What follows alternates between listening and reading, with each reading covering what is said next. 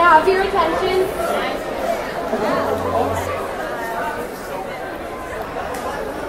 Dear the United States, the land of the free and the home of the brave. I fled my home country in the midst of the Civil War and came to you to be safe. My parents would send me and my younger sister off to school with fear in their eyes, and sometimes at night I could hear them discuss whether or not we should go to school. So we stopped.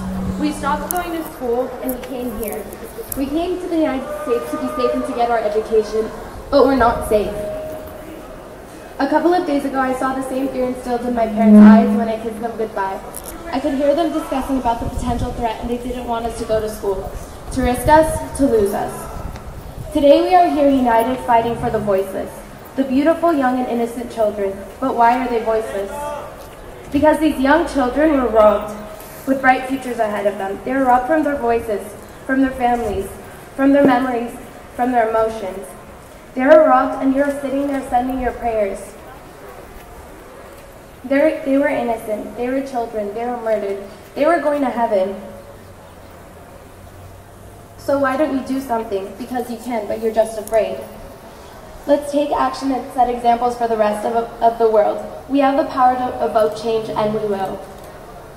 At this point, I want to ask for a moment of silence for all those who have died recently as a result of gun violence. We remember the 17 young lives stolen at Parkland, but we also remember Sandy Hook. We remember Columbian. We remember Las Vegas.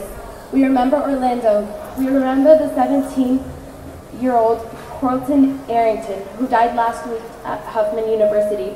We remember everyone who has perished because of gun violence. We offer our thoughts and prayers to these victims and families, but we also recognize that thoughts and prayers are never enough. The only way we can honor their memories is by taking action and making sure these senseless acts of violence can never happen again.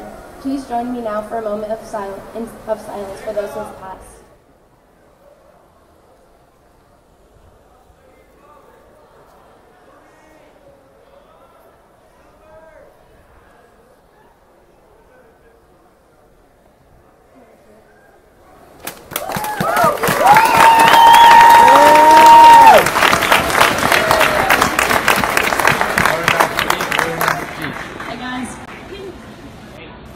Las Vegas, Nevada. Sound familiar? It should. Another day has been infamously bookmarked in American history. That was the beginning of an opinion article I wrote and published on October 4th, just after the shooting in Las Vegas. Since then, do you know how many shootings there have been? Because I don't. I don't know how many shootings there have been since October 1st, but what I do know is that the number is high. What I do know is that at 3 p.m. on February 14th, while I was celebrating Valentine's Day with my friends, people our age were dying. There's something about death that, when you think about it, it almost becomes surreal. The truth is, we can't think or talk about death to its full extent, to its full capacity, that is, without having our own personal battles with it. Death is the scariest concept all humans deal with, and with that, the notorious phenomenon we all conclude with. So, being vulnerable to dying is scary.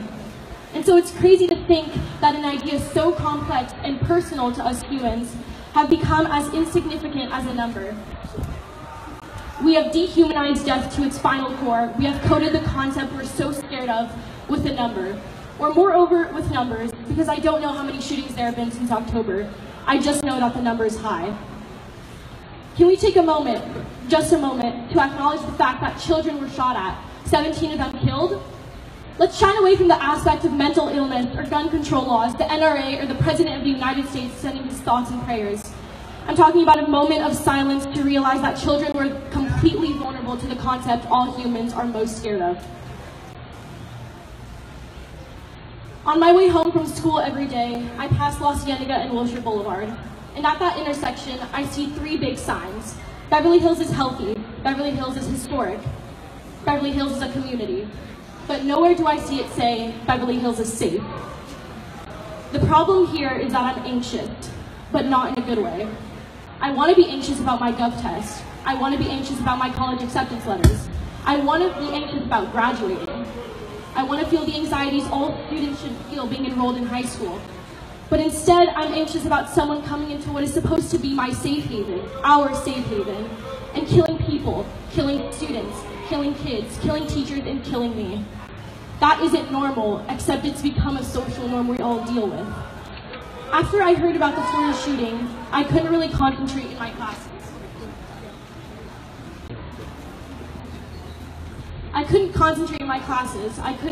Instead of taking notes on how a bill becomes a law, I was thinking about what I would do if someone walked into my class and opened fire. Where would I hide? Where would I go? Would I be too scared to move? But the answer is that I just don't know. The day that word got around about the shooter on our campus, everyone around me grew even more scared and even more anxious than they already were. Every group chat on my phone was growing with apprehension. It was chaos. Arguments and controversies erupted. Was it dumb to go to school, or was it dumb to not go to school? My sanctuary, our sanctuary, a place where we learn in, a place where we grew in, a place where we see friends and our educators in, has simply become a place that I don't want to go to anymore, and it's not because I have senioritis. My second home has become invaded with fear. I shouldn't walk through my hall thinking about the what-ifs. And so I conclude this the exact same way I ended that opinion article on October 4th. Wake up, America. It's finally time for change. Thank you.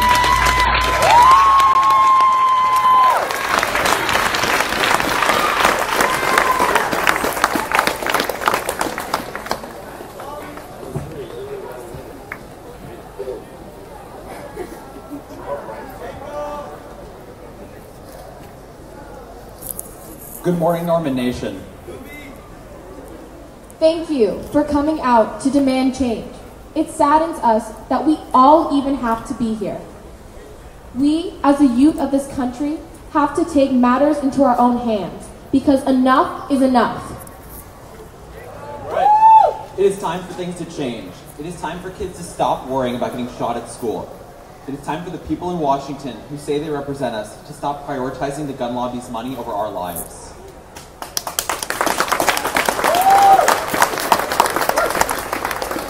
Never again should a child die in their own classroom. Never again should a teacher have to choose between saving the lives of their students or their own. Never again should 17 families hold funerals for their kids who died in school.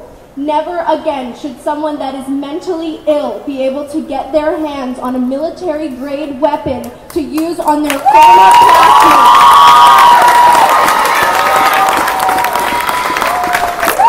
The time for concrete action is now. The time to actually pass gun violence legislation is now. Not after 17 more high schoolers and teachers get killed. Not after 60 more concert goers are mowed down, or not after 50 more are shot at a club. Now is the time. And if people in charge won't make the changes we demand, then we will pick new people to represent us in this country. The Parkland survivors posed some questions like, what if 19-year-olds didn't have access to weapons of war? What if politicians value children's lives over dollars? What if, before someone buys a gun, an extensive background check and mental health screening are performed? What if all people of age registered to vote and got rid of those who take money from the NRA? What if the children of America become more powerful than our politicians? What if representatives represented the people who elected them? They are waiting for us to forget and move on and accept this as normal. Newsflash, school shootings are not normal. This is not how the world should be, and we will not let this continue. Forget is something we dare not do again. We will not turn our heads, shut our eyes, plug our ears ever again. The time is now. We take action now.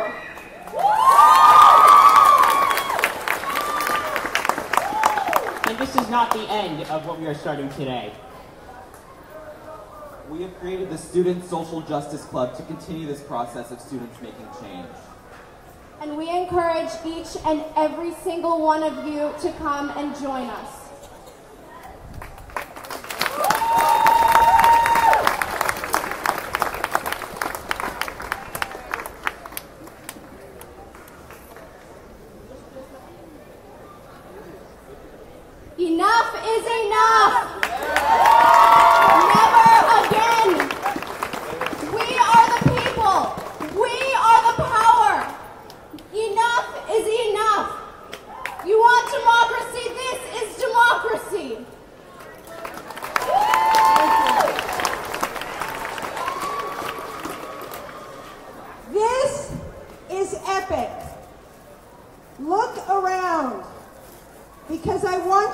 know that you are being seen and you are being heard and you are creating change.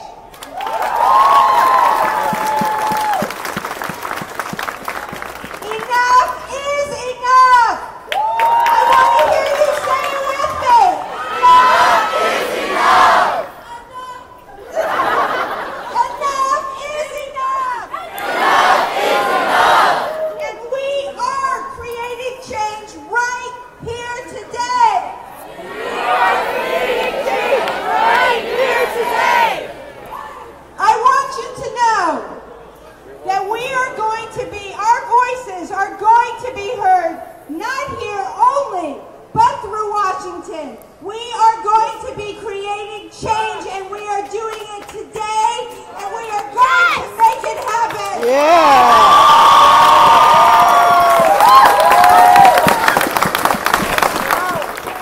I know that many of you these last few weeks have been scared. And many of you have felt it in our hearts and in our minds and in our souls every day. And I want you to know that we are listening and we have created the change. We are working here locally, my city council, as well as with the school board and our police department to make sure that you not only are safe, but you feel safe.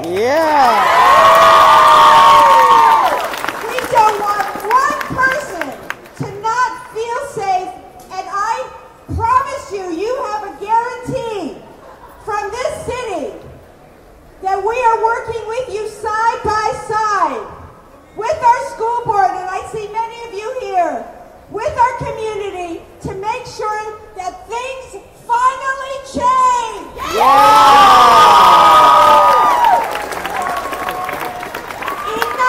is enough.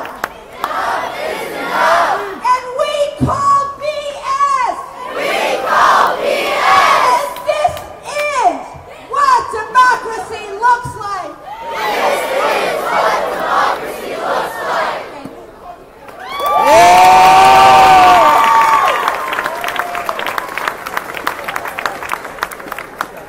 Thank you all so much for coming here today. This really is what will create change. We have our amazing Career Day speakers here today. We want to let you get back to them, but first, one more time, enough is enough. Enough is enough! Thank you.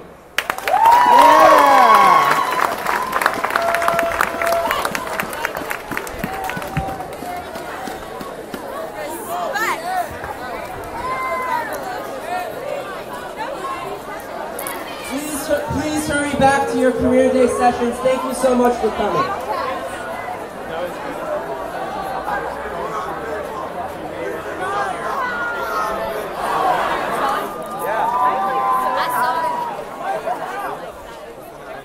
So that was the Beverly Hills High School walkout. We are here with Mira. She was one of the speakers here today. You did a great job, Mira. Thank you, Noah. So what was it like giving a speech in front of so many impassioned people? I was kind of nervous, but it was definitely empowering to see their reaction.